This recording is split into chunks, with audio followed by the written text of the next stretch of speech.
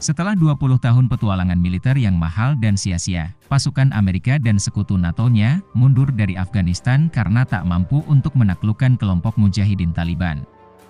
Campur tangan militeristik di negara-negara berkembang atau dengan kata lain invasi militer asing telah menjadi ciri khas kebijakan luar negeri Amerika sejak akhir 1940-an.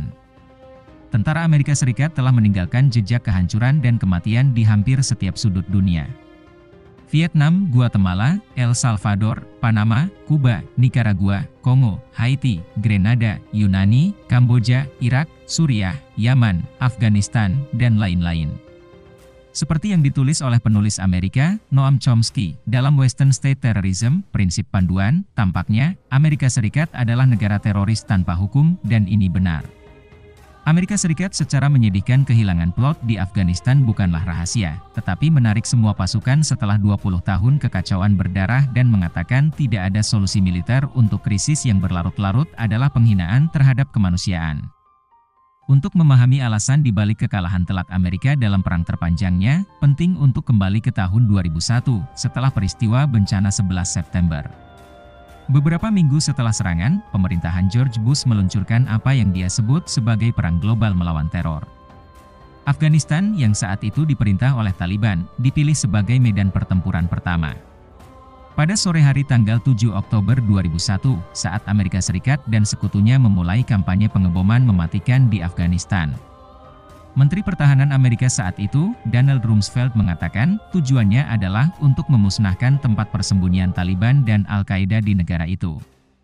20 tahun kemudian, tahun 2021, Amerika Serikat mundur tergesa-gesa, setelah menghadapi kekalahan memalukan, sementara Taliban telah menguasai sekitar sepertiga dari negara, berbaris dengan semangat dan kekuatan.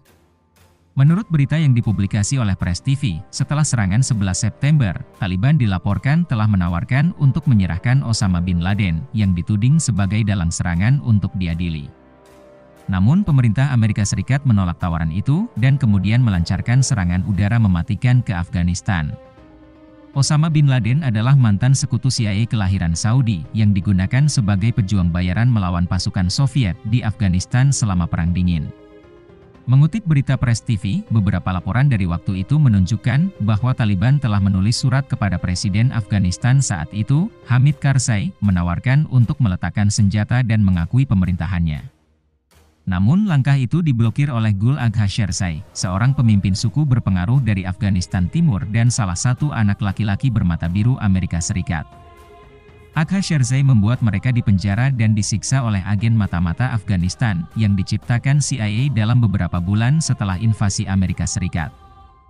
Beberapa dari pejuang yang dipenjara ini kemudian berakhir di penjara Teluk Guantanamo.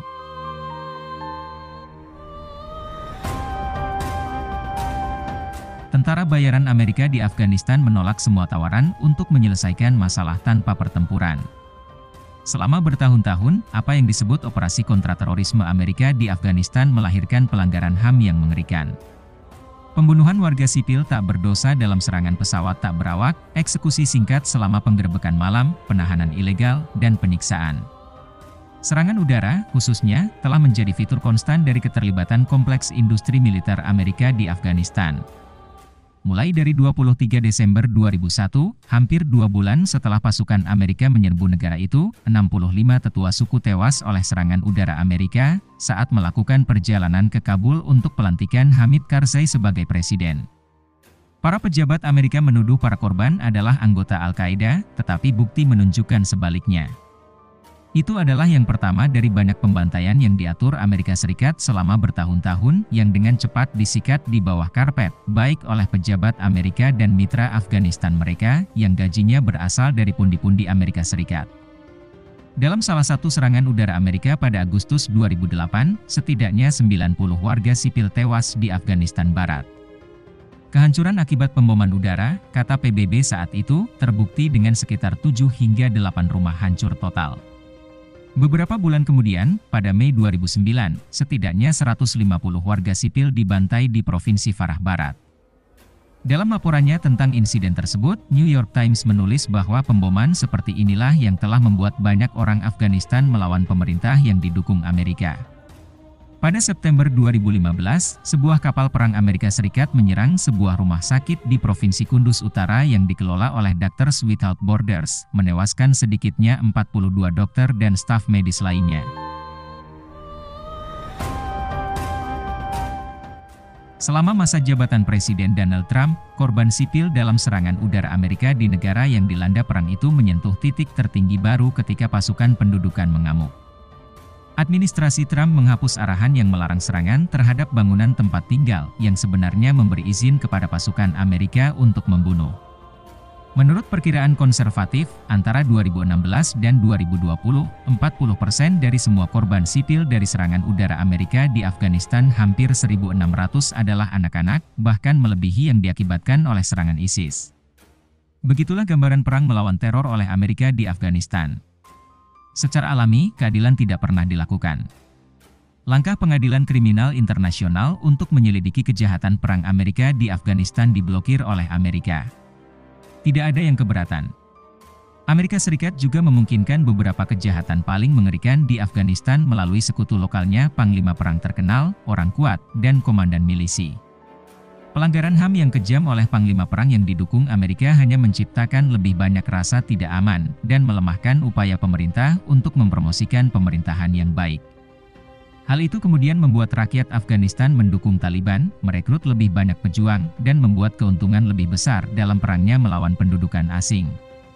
Beberapa dari sekutu Amerika, termasuk Gul Agha Sherzai, pemimpin suku dari Provinsi Nangarhar Timur, Abdul Rashid Dostum, Panglima Perang Uzbekistan, Asadullah Khalid, kontraktor CIA yang sangat berpengaruh, dan Abdul Razik, mantan kepala polisi terkenal dari Provinsi Kandahar Selatan, dibunuh oleh pejuang Taliban pada 2018.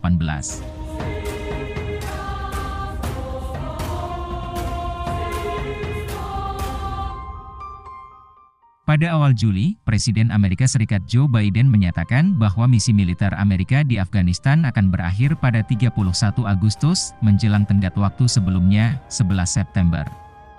Kecepatan adalah keselamatan, katanya.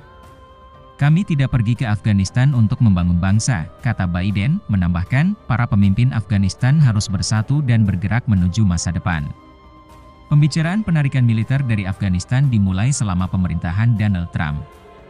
Mantan Presiden Amerika itu bahkan menghindari pemerintah Afghanistan yang terpilih secara demokratis dan menandatangani kesepakatan rahasia dengan Taliban pada 29 Februari 2020. Itu adalah kesepakatan untuk memungkinkan Amerika keluar dari perang dengan aman dan menghilangkan semua prospek negosiasi yang berorientasi pada hasil antara pemerintah Afghanistan dan kelompok mujahidin. Tindakan Amerika Serikat pada dasarnya melemahkan posisi aktor negara dan memperkuat posisi aktor non-negara. Penarikan sekarang lebih dari 90% selesai. Pasukan Amerika juga mengosongkan pangkalan udara Bagram, pangkalan militer terbesarnya di negara yang pernah menampung sekitar 100.000 tentara Amerika dan NATO. Anehnya, butuh 20 tahun, triliunan dolar dan puluhan ribu nyawa sipil dan militer bagi Amerika Serikat untuk memahami bahwa perang terpanjang dalam sejarahnya tidak akan berakhir di medan perang. Seperti yang dikatakan Noam Chomsky dalam sebuah wawancara pada tahun 2014, Amerika berutang reparasi besar kepada warga Afghanistan atas kerusakan yang ditimbulkannya pada negara mereka tanpa mencapai apapun. Mereka tidak bisa lolos begitu saja. Meminta warga Afghanistan untuk menertibkan rumah mereka adalah menolak untuk membersihkan kekacauan yang dibuatnya sejak awal. Amerikalah yang menciptakan ketidakamanan dan kekacauan di Afghanistan. Mereka menginvasi negara itu, mendudukinya selama 2 dekade, menghancurkannya, dan sekarang meninggalkannya tanpa pertanggungjawaban apapun. Masa depan tampak suram bagi orang-orang yang lelah perang di Afghanistan. Taliban sekarang menguasai 2 kali lebih banyak dari negara itu seperti yang mereka lakukan 2 bulan lalu, termasuk di provinsi-provinsi utara, yang pernah mewakili benteng perlawanan terhadap kelompok itu. Di sisi lain, pemerintah yang didukung Amerika Serikat kehilangan cengkeramannya, ditinggalkan oleh sekutu internasionalnya dan ditantang oleh kelompok mujahidin. Seperti yang dikatakan mantan Presiden Afghanistan Karzai baru-baru ini, warisan Amerika Serikat di Afghanistan adalah aib dan bencana total. Itulah yang akan dikenang setelah kekaisaran hilang.